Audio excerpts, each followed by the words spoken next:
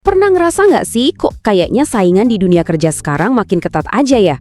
Apalagi dengan kondisi ekonomi yang lagi nggak pasti gini. Yang nyari kerja pusing, perusahaan yang buka lowongan juga sama pusingnya. Jadi, gimana caranya biar kita bisa benar-benar kelihatan beda dan nggak cuma jadi satu lagi tumpukan CV? Yuk, kita beda bareng-bareng. Oke, kita mulai dari tamparan kenyataan nih, dari seorang manajer rekrutmen. Ini pengingat yang cukup keras ya, kalau di pasar kerja yang penuh sesek ini, kita nggak bisa pasif. Ini bukan lagi soal pengen dapat kerja, tapi soal ngebuktiin kenapa kamulah orang yang paling pas buat kerjaan itu. Jadi, apa sih maksudnya memperjuangkan itu? Masalahnya ternyata lebih dalam dari sekedar lowongan kerja yang sedikit.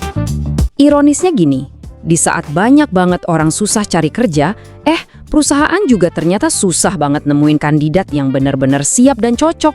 Aneh kan? Nah, ini dia nih curhatan para manajer rekrutmen. Banyak banget kandidat datang tanpa persiapan. Nggak riset dulu perusahaannya apa, dan yang paling parah, mereka nggak bisa jawab satu pertanyaan simple. Nanti kamu bisa kasih kontribusi apa di sini? Dan jangan salah, ini bukan cuma masalah anak Gen Z atau milenial doang. Ini tuh tren yang bikin proses rekrutmen jadi makin sulit. Nah, sumber masalahnya tuh sering banget kebongkar pas kandidat mulai nanya di sesi interview. Pertanyaan pertama mereka tuh bisa jadi kayak jendela yang langsung nunjukin isi kepala mereka. Apakah mereka datang buat minta atau buat memberi? Coba deh, bayangin kalian jadi manajer perekrutan. Kalian baru aja selesai jelasin panjang lebar soal peran dan perusahaan dengan semangat. Sekarang, giliran si kandidat yang nanya. Kira-kira pertanyaan kayak apa sih yang bikin kalian semangat? Dan pertanyaan mana yang bikin langsung, kayaknya nggak dulu deh.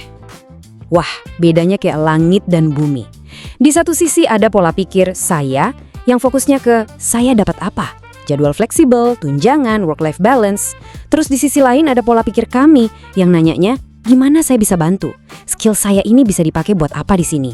Ingat, manajer rekrutmen itu nggak cuma nyari karyawan, mereka nyari partner buat tumbuh bareng. Nah, yang dicari itu orang-orang yang ada di kolom kanan ini. Supaya kita benar-benar paham kenapa pola pikir kontribusi ini penting banget, kita harus mundur sedikit dan nanya hal yang lebih mendasar. Kenapa sih kita sebenarnya kerja? Jawabannya tuh lebih dari sekedar buat bayar cicilan. Jadi ternyata ada 4 alasan utama kenapa kita kerja. Tentu yang pertama buat cari nafkah, bayar tagihan. Terus ada juga buat koneksi sosial, ketemu orang. Tapi coba deh perhatiin 2 yang terakhir ini. Aktualisasi diri, dorongan buat jadi versi terbaik dari diri kita, dan kontribusi, keinginan buat ngasih nilai lebih. Nah, di sini nih kuncinya.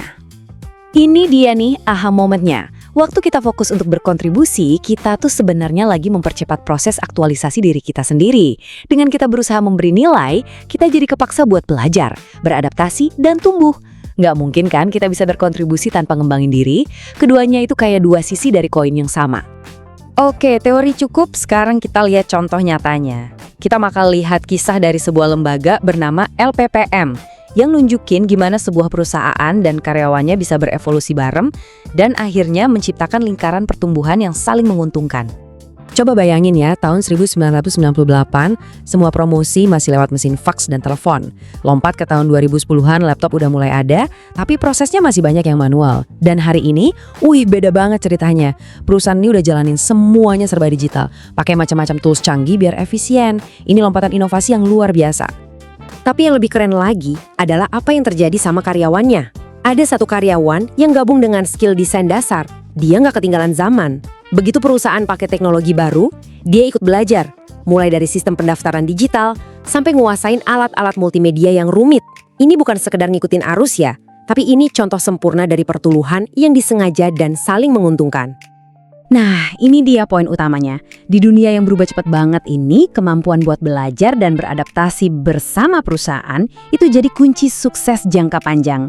Ini bukan soal perusahaan yang banyak nuntut, tapi soal kemitraan di mana inovasi perusahaan justru jadi pemicu pertumbuhan karyawan dan sebaliknya. Oke, jadi setelah kita ngobrolin semua ini, sekarang kita balik lagi ke kalian. Di pasar kerja yang penuh tantangan ini, aset apa sih yang paling penting yang bisa kalian tawarkan? Coba kita pikirin bareng-bareng deh. Ini bukan soal gelar sarjana kalian atau daftar pengalaman kerja kalian di CV. Bukan. Ini sesuatu yang jauh lebih fundamental. Sesuatu yang nunjukin inti dari cara berpikir kalian. Ujung-ujungnya jawabannya cuma satu. Aset terbesar kalian adalah kemauan dan kemampuan kalian untuk berkontribusi.